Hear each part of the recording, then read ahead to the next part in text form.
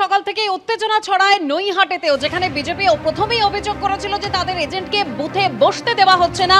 রূপক মিত্র তিনি ইতিমধ্যেই নির্বাচন কমিশনে অভিযোগও দায়ের করেছেন এবং তারই পাশাপাশি বিজেপির ফ্ল্যাগ ফেস্টুন ছেড়ার অভিযোগও সামনে এসেছে এই নৈহাটি থেকে।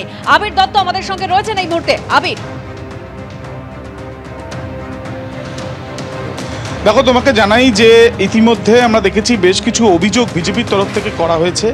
অন্যদিকে আমরা যেটা দেখলাম, যেটা বিজেপির তরফ থেকে করা হয়েছে যে অভিযোগ, সেগুলো তারা ইলেকশন কমিশনের কাছেও জানিয়েছেন, এমনটাই তাদের বক্তব্য। কী অভিযোগ?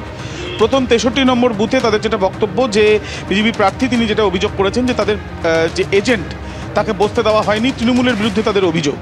অন্যদিকে 79 নম্বর বুথ, সেখানে আশেপাশে অঞ্চলে তাদের যে ফেস্টুন ছিল সেগুলো ইচ্ছাকৃতভাবে ছিঁড়ে দেওয়া হয়েছে, এমনটাও তাদের অভিযোগ। অন্যদিকে আমরা দেখলাম যে আজকে সকালবেলা যখন প্রথমে পরিদর্শন করার জন্য ভোট কেমন হচ্ছে দেখার জন্য তৃণমূল কংগ্রেস প্রার্থী সনদ দে তিনি যখন বেরোন, তখন বড়মার যে মন্দির সেখানে দর্শনার্থীদের ভিড় ছিল, সেখানে যখন তিনি যান এবং কেন মন্দির দেরি করে খোলা হয়নি এই বিষয়টা সামনে রেখে কিন্তু অনেকেই তাদের ক্ষোভ উগড়ে দেন তৃণমূল প্রার্থীকে দেখে। আবার একটি বুথে যখন তিনি যান তখন সেন্ট্রাল ফোর্স তাকে বাধা দেয়। পরবর্তীকালে যদিও সেন্ট্রাল ফোর্সের জওয়ান তিনি জানান যে তিনি প্রথমে চিনতে পারেননি প্রার্থী। যদিও বিক্ষিপ্তভাবে বেশ কিছু বিষয় সামনে এসছে, তার মধ্যে মূলত বিজেপির তরফ থেকে একাধিক অভিযোগ করা হচ্ছে। কোনো জায়গায় অভিযোগ এজেন্টকে বাধা দেওয়া হয়েছে, কোনো জায়গায় অভিযোগ এজেন্টকে ভয় দেখানো হচ্ছে এবং তাকে বসতে দেওয়া হয়নি। আবার কোনো জায়গাতে তাদের বক্তব্য যে ইচ্ছাকৃতভাবেই আগে থেকে হুমকি দেওয়া হচ্ছিল বা আগে থেকে থ্রেট দেওয়া হচ্ছিল।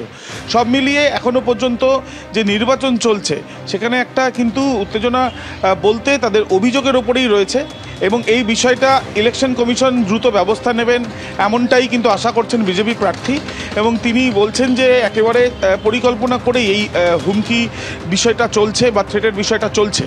অন্যদিকে তৃণমূল কংগ্রেস প্রার্থী তিনি কিন্তু বিভিন্ন জায়গায় ইতিমধ্যে পরিদর্শন করছেন। এছাড়াও সিপিআইএমএলের যে প্রার্থী বা কংগ্রেস প্রার্থী তারাও বিভিন্ন জায়গায় পরিদর্শনে রয়েছেন। সব মিলিয়ে নির্বাচন এখনও পর্যন্ত মোটের উপরে বিক্ষিপ্ত কিছু ঘটনা ছাড়াও শান্তিপূর্ণই চলছে। সেই ছবিটাই দেখা যাচ্ছে নৈহাটি বিধানসভায়, যার উপনির্বাচন হচ্ছে সেই উপনির্বাচনে।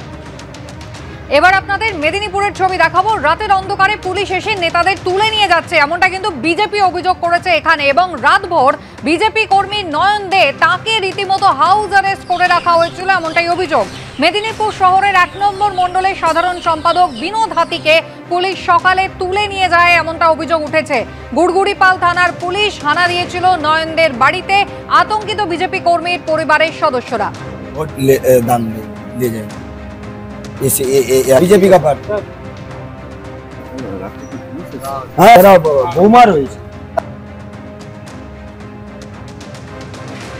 শুধুমাত্র আইএসএফ এর এজেন্টদের যে যেতে দেওয়া হয়নি, বুথ পর্যন্ত বসতে দেওয়া হয়নি এমনটাই নয়, বিজেপি কর্মীদের সঙ্গেও একই ব্যবহার, এমনটাই অভিযোগ। বিজেপি का पार्टी বোমার হয়েছে। আমাদের বেঁচে বেঁচে সমস্ত কার্যকর্তাদের বাড়িতে পুলিশ গেছে এবং পোলিং এজেন্ট নাম ধরে ধরে, এবং তাদেরকে বলা হয়েছে আপনারা কালকে বসবেন না, বিজেপির ইয়েতে থাকবেন না, ক্যাম্পে থাকলে কেস দেবো। এমনকি মেদিনীপুর শহরও এই ঘটনা কোনোদিন ঘটেনি, মেদিনীপুর শহরও এখন কিছুক্ষণ আগে বিনোদ হাতি আমাদের একটা মণ্ডলের জিএস, তাকে পুলিশ হঠাৎ ক্যাম্প অফিস থেকে তুলে নিয়ে চলে গেল। আর 2টোর সময় মনোরঞ্জন বলে আমাদের ভেড়ুয়ার একজন কার্যকর্তা, তাকে তুলেছে। নয়নদা চাঁদড়ার, তাকে সারা রাত বাড়ি ঘিরে রেখেছে, এখনও পর্যন্ত সেই বাড়ি পুলিশ ঘেরা অবস্থায় রেখেছে। ওসিকে ফোন করছি, আইসিকে ফোন কি, এসপি তো ফোন ধরেই না, অ্যাডিশনাল এসপিও আগে ফোন ধরতো, এখন ফোন ধরছে না। পুলিশ সম্পূর্ণরূপে অসহযোগিতা করছে এই ভোটে। এখনও পর্যন্ত কালকে ধীমান কোলে আমাদের রাজ্য নেতা, তিনি খড়গপুরে এসেছিলেন, খড়গপুর থেকে রাজ্য সড়ক ধরে ফিরছিলেন তার বাড়ি, তাকে শালবনী থানার একটু আগে তাকে অ্যারেস্ট করেছে।